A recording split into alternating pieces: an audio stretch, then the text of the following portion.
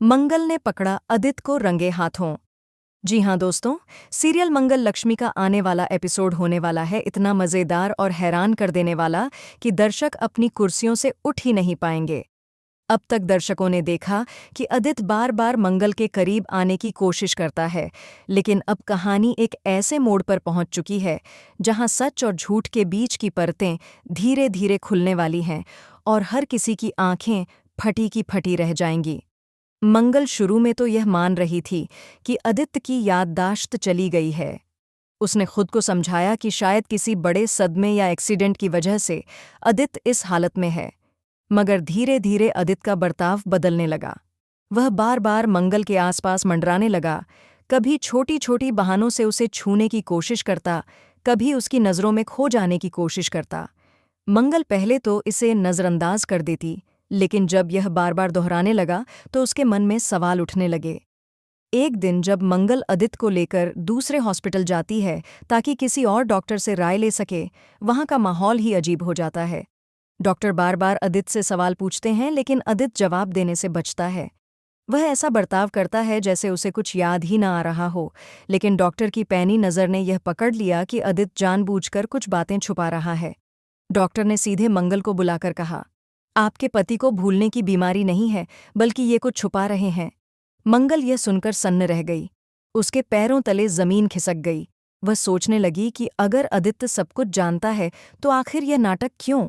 वह इतना बड़ा खेल किसके लिए और क्यों खेल रहा है?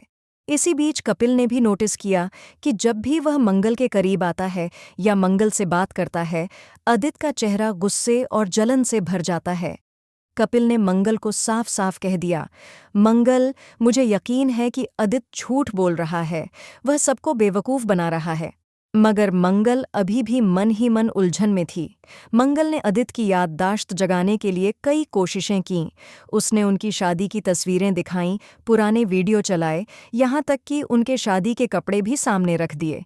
लेकिन आदित्य बार बार वही कहता, मुझे कुछ याद नहीं आ रहा। उल्टा वह लगातार मंगल के करीब आने की कोशिश करता रहा। यह सब देखकर मंगल का दिल बैठ गया। अब उसे लगने लगा कि कहीं कपिल सही तो नहीं कह रहा।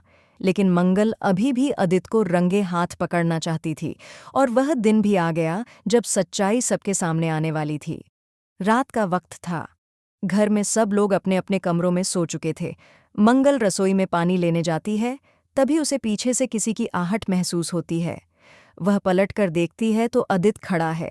उसकी आंखों में अजीब सी चमक थी। मंगल ने कहा, आप यहाँ इस वक्त? आदित्य मुस्कुराता है और धीरे धीरे उसकी तरफ बढ़ने लगता है। मंगल के हाथ से पानी का गिलास गिर जाता है। आदित्य उसे पकड़ने की कोशिश करता है, लेकिन मंगल पीछे हट जाती है। तभी आदित्य अचानक उसका हाथ पकड़ लेता है और कहता है, तुम्हें पता है मंगल, मैं सब जानता हूँ, सब कुछ याद है मुझे।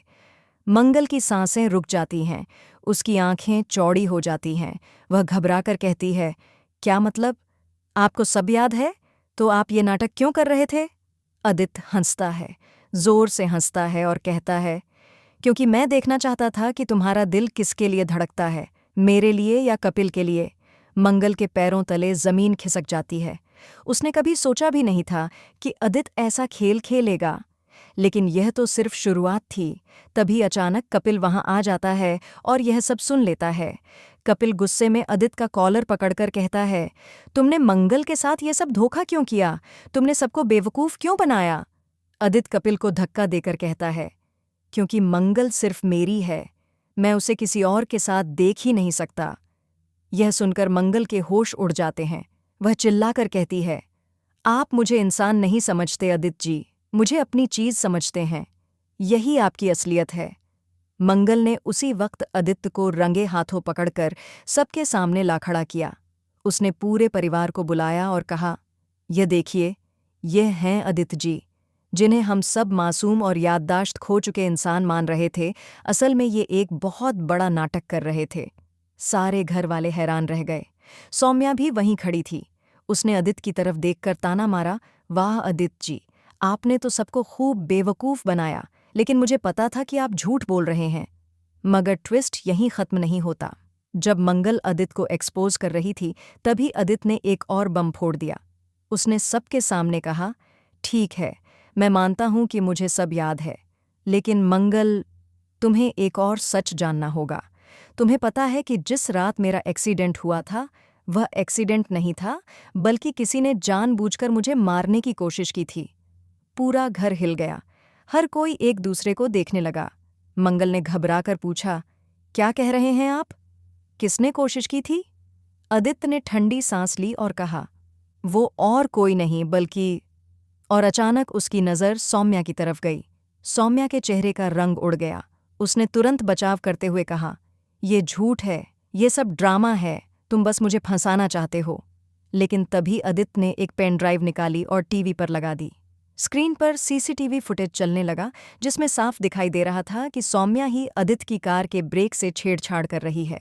पूरा घर स्तब्ध रह गया। गायत्री की आंखों से आंसू निकल पड़े। कपिल गुस्से से भर उठा और मंगल वहीं खड़ी रह गई, जैसे उसके पैरों में जान ही न हो। मगर यह खुलासा भी अंत नहीं था। आदित्य ने हंसते हुए कहा, अब तो तुम समझ ही गई होगी मंगल कि मैं नाटक क्यों कर रहा था।